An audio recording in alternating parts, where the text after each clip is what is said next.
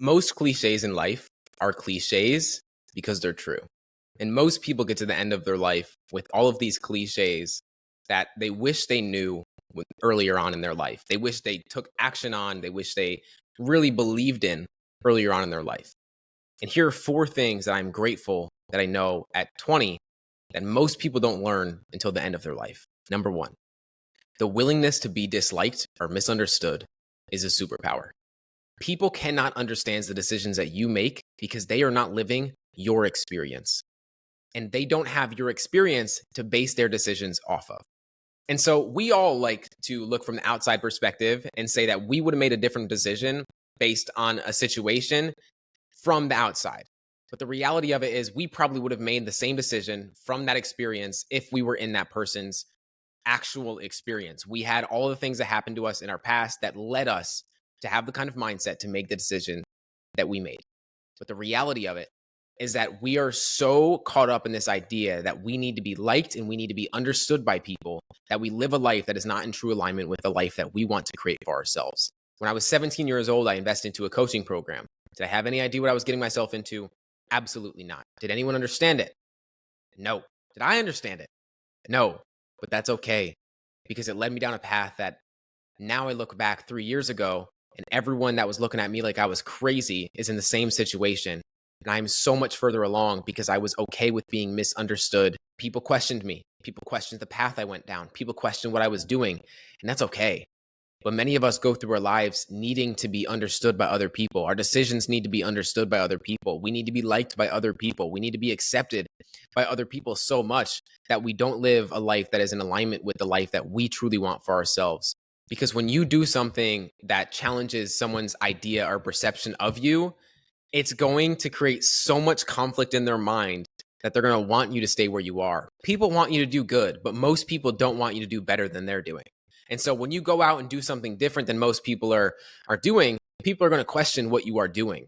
And they are going to question your authority. They're going to question if you're capable. They're going to question what in the world you are doing. And that is okay, because being misunderstood usually leads you down a path of success, happiness, fulfillment, passion.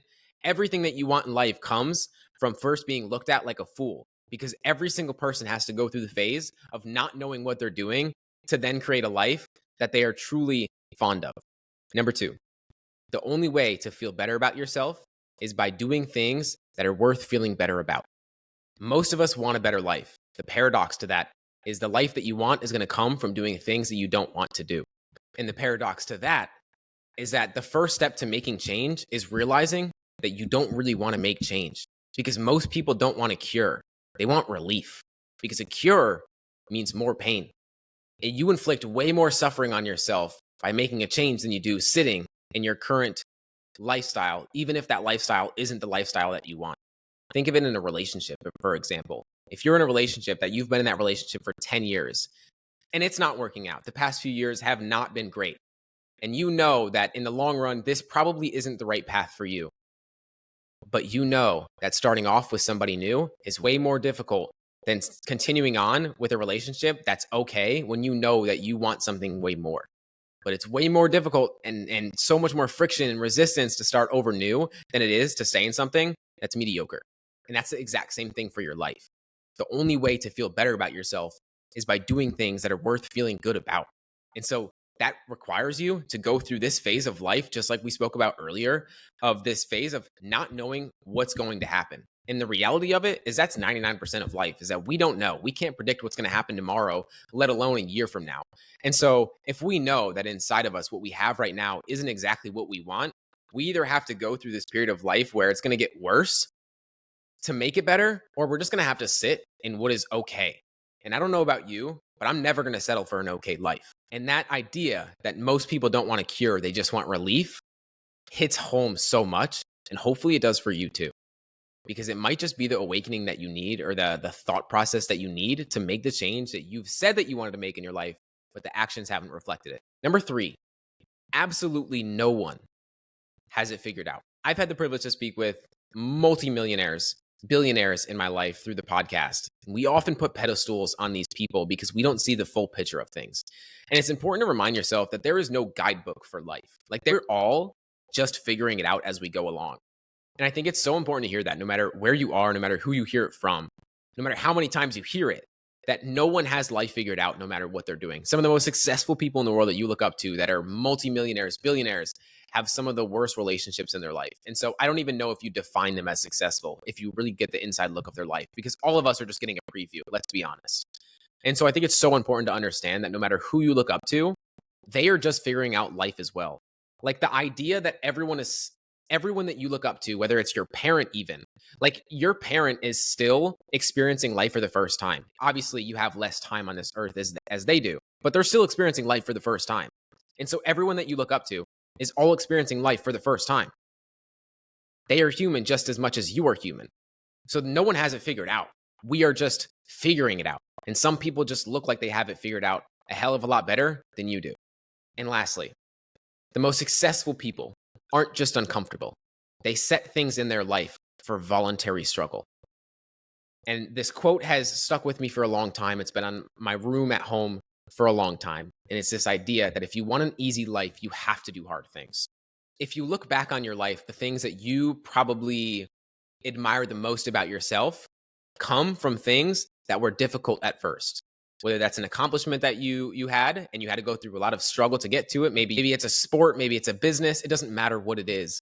Most of the things that we look back on in our life that we're proud of come from things that we didn't want to do. It just comes from things that are most difficult. Like a marathon, for example, that whole process, none of that is fun, but you're going to feel really great about yourself after you've done it. Starting a business, when you're getting started in something, you look like a fool because you don't know what's going to happen. You can't predict how life is going to work out. But at the end of it, and you create a successful business, that's going to be the thing that you're happy about. However, what you're really proud of is the process you had to go through to get there.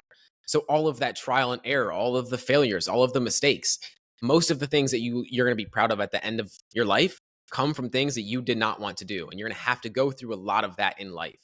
And the thing that I've noticed out of a lot of the successful people I've been able to speak to is they create voluntary suffering. They don't just wait for life to smack them in the face. They smack themselves in the face every single day with a workout, a run, whatever that is.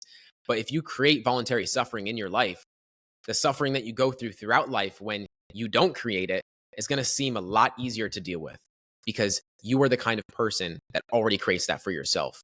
And so these are just a few things that I find when I get to the end of my life, I'm going to be grateful that I took this into perspective now and lived it out rather than getting to the end of my life wishing that I did. And I think for a lot of us, it goes the same way. But why wait till something gets bad to make a change? Why wait to the end of your life to realize that you could have done more? Why wait to the end of your life to realize that it wasn't everything that you thought it would be simply because you didn't put these things into perspective? If you want more content like this, hit the subscribe button.